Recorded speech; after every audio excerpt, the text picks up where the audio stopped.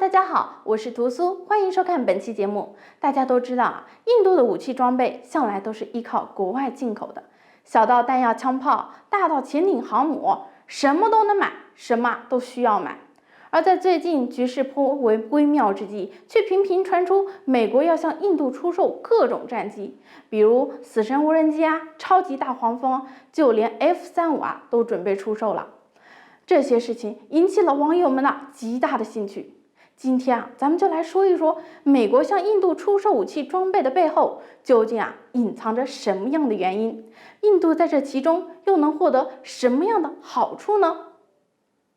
首先，美国为什么要向印度出售武器装备呢？还不就是因为印度作为世界上最大的武器进口国，但进口的大多数都是俄罗斯的装备，而美国的装备在印度采购的装备的分量并不多。所以，作为看俄罗斯十分不顺眼的美国，自然要下手来抢了，抢占俄罗斯的军火市场，同时还能获得一笔巨大的利润。比如前段时间的 MQ9 订单，30架30亿美元，比 F-35还要好赚。这对美国来说，这么好的事儿，何乐而不为呢？其次印度本来就是因为自己的国防工业不达标，无奈之下只能向别人买而美国在出售装备的同时，还给印度引进美国技术的机会，让印度来发展自己的国防工业。从表面上看，对印度十分友好但事实真的是如此吗？军事专家杜文龙在接受央视采访的时候就说道，印度向美国买武器，买的不是装备，买的很有可能是依赖，是毒药。毕竟美国什么时候有过好心肠啦？还不是因为印度近些年的发展速度也是十分猛进，说不定印度10年20年后就会发展起来了呢，也在世界的前列占据一席之地呢。这不是吹捧印度虽然印度现在还有很多各种各样的毛病但是谁能说得准印度未来依然有这么多毛病呢？毕竟中国也是曾经站在过低谷的，却依然站了起来。所以美国其实对印度来说也是有一种隐约的忌惮，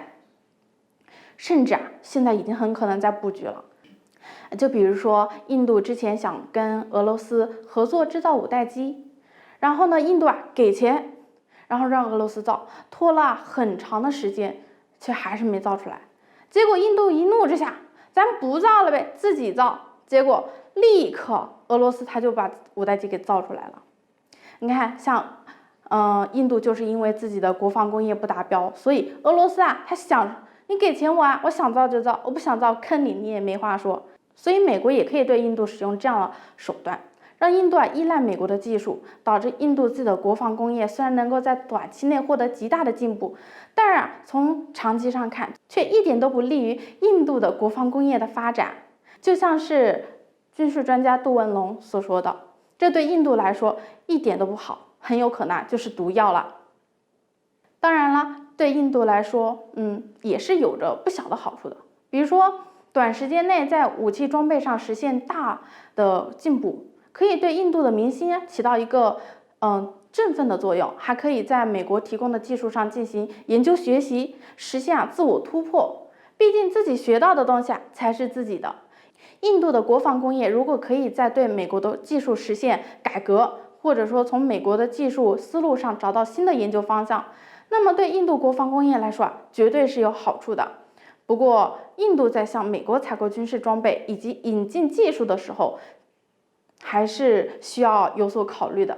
毕竟就印度现在的军工力量来说，想要获得好处还是十分困难的，而美国显然不是什么好人。